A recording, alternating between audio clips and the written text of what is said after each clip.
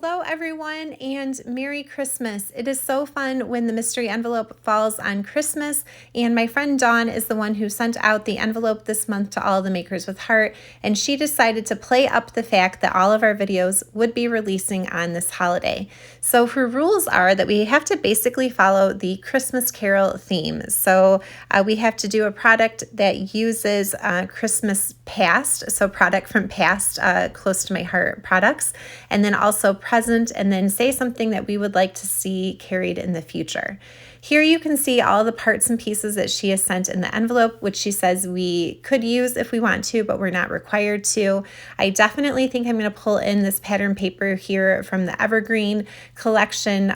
That's actually what inspired me to pull my photos. I have more of that paper along with the sticker sheet, and I'm thinking I'm going to use that for my layout today. So since she said we needed to use something from the past, you can see how old this is. This is the Make It From Your Heart Volume 1 pattern book, which is no longer available. Mine is so loved that the cover pieces have completely come off, but I'm going to be using pattern number 6 from this layout book. It does call for quite a few photos, but I have even more than I want to include. So you can see here I have quite a stack. I've already printed them and cut them down to either 3x3 or 3x4, and I've got one 4x6. And I am going to use some flip flaps, actually multiple flip flaps, in order to get those extra photos on there. So I pulled my 3x3 and my 3x4 flip flaps. And honestly, I had even more pictures, so I really was even being selective with this mini. Now I've gone ahead and cut all the pattern pieces in cardstock according to that layout. And I was just, as I was looking at it, I had already matted my photos on white, and normally I just begin with a white cardstock base for my layouts, but I felt like some of those pictures just really were not popping matted in white on that white cardstock. So I pulled some mink cardstock, and I've got two pieces here, and I've got one showing up with the lighter side of the color, and then the back side has the truer, darker side of the color. And I'm just going to kind of lay out both pages of this double page layout and see if I want to go with the dark side of mink or the light side of mink. And I think that that light side is still too light. I like the way everything is popping off that darker shade of the colors. So I think I'm going to build my layout on mink cardstock using the darker side. So before I begin gluing anything down, I will take a little bit of time to edge distress everything with my little foam tool here. I'm using some mocha ink, and I'm just going to hit all of the edges of all of my papers in this darker color. Again, just to kind of help it pop a little bit, because even using that darker side of mink, I still felt like there wasn't that big of a difference with my photos. So just trying to make everything kind of pop a little bit. And then using that same ink blending tool, I've just pulled the foam off, and I've added a little sanding disc to the edge. This is from Tim Holtz, and I love this thing. And I'm just scratching that across the edge of my mink cardstock to remove the color from, so I can reveal that white core, which is one of my favorite tricks to do. Okay, and I'm ready to go ahead and begin gluing some things down. So a little hack for you, this took me a while to figure out myself, but you know when you use a T-square ruler, and if you want that straight line somewhere close to the edge of the paper, sometimes that ruler doesn't have enough space to hook onto the edge of the Versamat. Whenever that happens, I just slide my paper down so that way I have enough of that T part of the T-square ruler to really hook onto the mat. That's why my paper is not flush to the top of the mat there. Okay, so here's where I'm going to begin working on my flip flaps, because like I said, I'm going to include quite a few. I'm going to end up with 3 of them actually. And I was just trying to lay out exactly where I needed this middle flip flap to go. So I kind of lined it up and then put my ruler down there. That way I can use it as a guide to make sure that I have it in the right spot, that my photos are evenly spaced, and that it goes on straight. Now, I don't know why, but I actually made quite a few mistakes when putting down the flip flaps on this double page layout.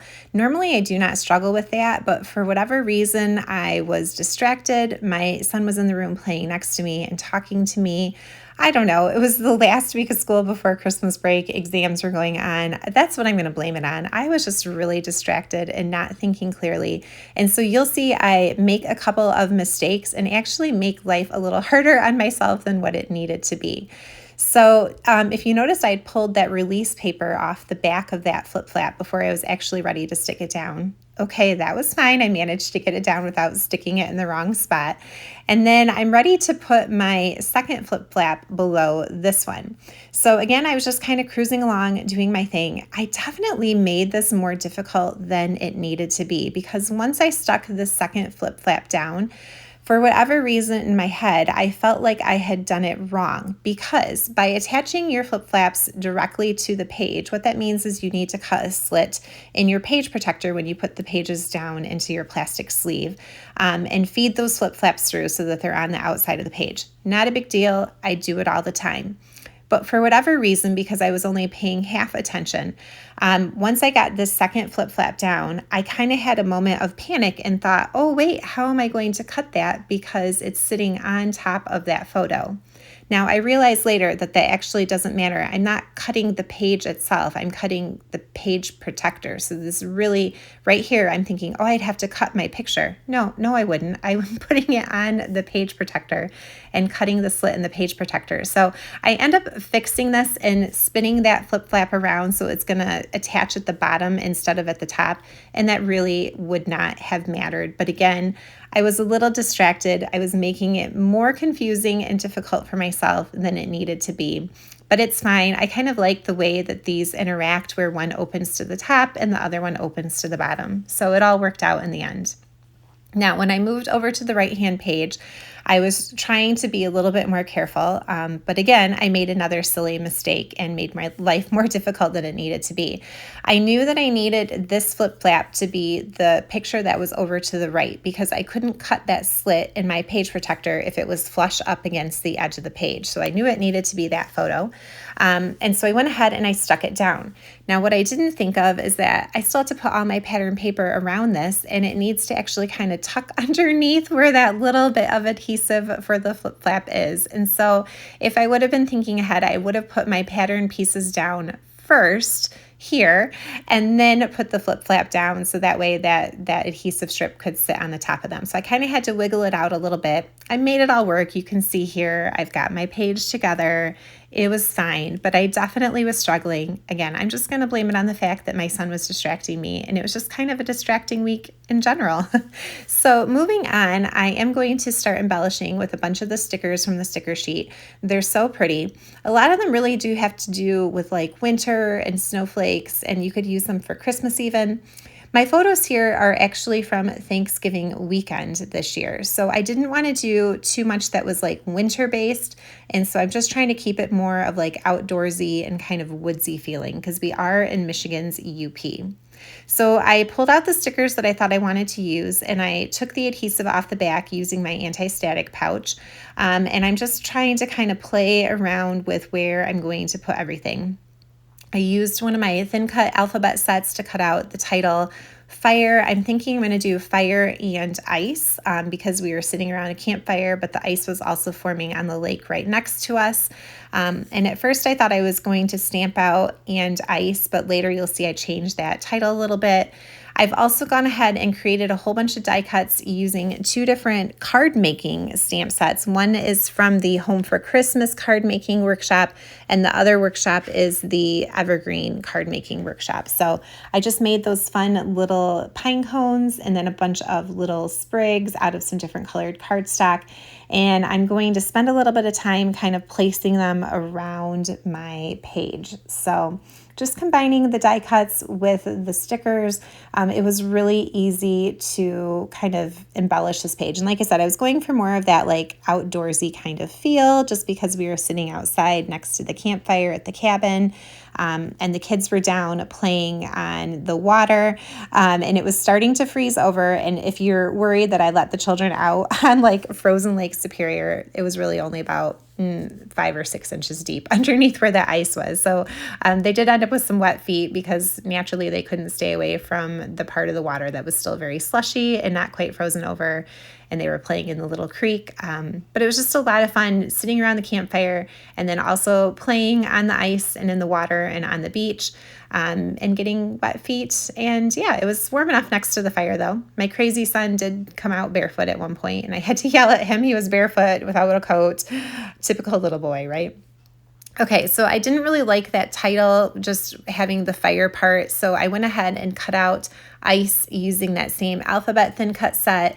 And I did glue 2 pieces of cardstock together first before I sent those letters through. And then I just did a single sheet to cut out the second layer of the letters. And I'm going to glue that third layer of cardstock to the other 2 that are already glued. So that way my title on all letters here, they are 3 pieces of cardstock thick. And I really like the extra little bit of dimension that it adds to the title.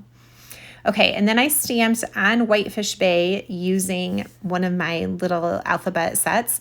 And I'm just going to make a little banner here so that way it says Fire and Ice on Whitefish Bay. A little nod to Robert Frost. I am a high school English teacher and I do love that poem, but I thought that the title needed a little something else rather than just Fire and Ice. So we'll put that there up with a little bit of thin 3D foam tape.